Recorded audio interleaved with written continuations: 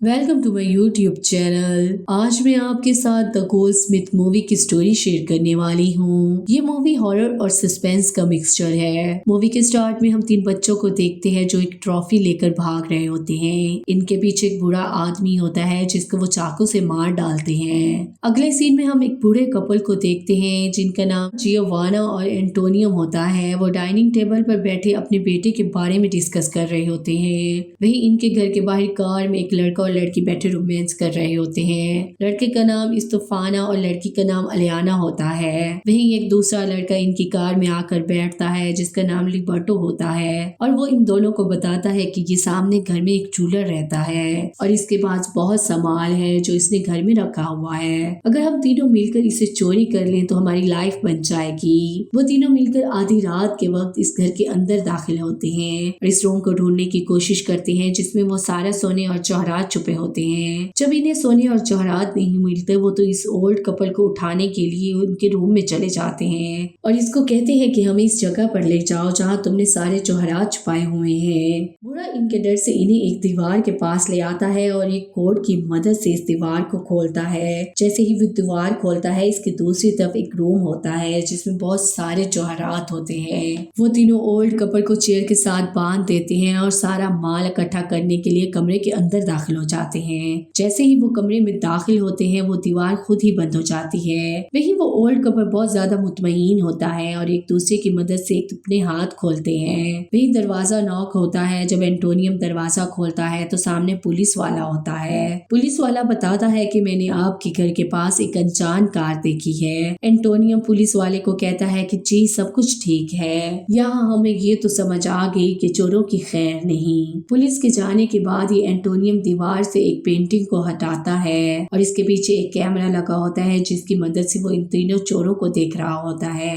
अब आते हैं कहानी के ट्विस्ट पर। बूढ़ा एंटोनियम को इन तीनों चोरों के कुछ राज मालूम होते हैं जिनको बताने से इन तीनों के बीच में लड़ाई पड़ जाती है। जैसे ही एंटोनियम बोलता है वो तीनों आवाज सुनकर चौंक जाते हैं। बूढ़ा बोलता है इस्तफानो एक चोरी में तुम तीनों शामिल होने वाले थे लेकिन फिर वो प्लान कैंसिल हो गया। पर कुछ दिनों के बाद इसी जगह चोरी हुई। इस्तफानो क्या तुमने अपने दोस्तों को बताया था कि तुम इस चोरी में शामिल थे? ये सुनकर बाकी दोनों दोस्त इस्तफानो पर बहुत ज्यादा गुस्सा होते हैं। फिर एलियाना बोलती है सर हम अच्छे लोग हैं लेकिन बहक गए थे, प्लीज हमें माफ कर दे। वही बूढ़ा बोलता है कि एलियाना मैं जानता हूँ तुम जितनी अच्छी हो, क्योंकि इस्तफानो और एलियाना बहुत जल्द शादी करने वाले होते हैं। लेकिन बूढ़ा इस्तफानो को बताता है कि एलियाना ने अभी कुछ ही दिनों पहले अबॉर्शन करवाया है। क्या इस्तफानो तुम्हें मालूम है कि वो बच्चा लिबर्टो का था? एलियाना इस्तफानो को समझाने की कोशिश करती है लेकिन इस्तफानो लिबर्टो को मारने लग जाता है। वही लिबर्टो भी गुस्से में आकर इस्तफानो पर गोली चला देता है। गोली की आवाज से वो पुलिस वाला दोबारा वापस आता है और बूढ़े एंटोनियो से पूछता है कि ये आवाज कैसी थी। वो अंदर आता है, इधर उधर देखने लगता है। वही वो दोनों चोर जोर जोर से दीवार को पीटने लग जाते हैं। इतने में वो बुढ़िया आती है और पुलिस वाले को चाकू मार देती है। उधर लिबर्टो को इधर उधर हाथ मारने से एक दीवार के पीछे रास्ता मिलता है।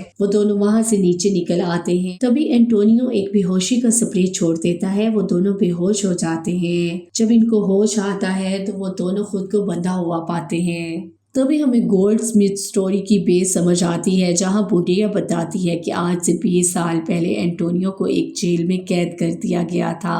वहीं इसे जियोआना मिलती है। इन दोनों की दिमागी हालत खराब होती है। बुढ़िया को लगता है कि अगर इंसान अपने अंदर की बुराई को देख ले तो इसे दुनिया की हर चीज अच्छी लगने लग जाएगी। वो दोनों पागल होते हैं और इन्हें लगता है कि वो लोगों के अंदर की बुराई को निकाल कर इन्हें अच्छा इंसान बना सकते हैं, जिसकी वजह से वो लोगों की सर्जरी करते हैं। सबसे पहले लिबर्टो की बारी आती है। बुढ़िया अपने औजार की मदद से लिबर्टो की आंख निकाल कर एक नकली आंख लगाने की कोशिश करती है जिसकी वजह से लिबर्टो की डेथ हो जाती है। वही एक लड़का आता है जो कि एंटोनो का बेटा होता है और वही इंसान होता है जिसने इन तीनों चोरों को इस घर में चोरी करने के लिए कहा होता है। यही इन दोनों बाप बेटे की सारी प्लानिंग होती है। इन दोनों ने मिलकर इन तीनों चोरों को अपने जाल में फंसाया होता है। अब बारी थी अलियाना की सर्जरी की, लेकिन अलियाना किसी तरह अपने हाथ खोल लेती है। वो एक सुरंज उठाती है और बूढ़े की आंख में मारती है। वो वही तड़प तड़प कर मर जाता है। अलियाना भागने की कोशिश करती है कि बुढ़िया इसके पीछे आकर एक इंजेक्शन लगाती है, जिसकी वजह से अलियाना बेहोश हो जाती है। अगली सुबह माँ बेटा मिलकर अलियाना की सर्जरी करने लगते हैं। उसके अगले ही सीन में दिखाया जाता है कि जियोआना का बेटा अपनी माँ और बहन के लिए चाय बनाकर लेके जा रहा होता है। जैसे ही वो उनके पास पहुंचता है तो जियोआना की बेटी कोई और नहीं अलियाना ही होती है। वही मूवी का एंड हो जाता है।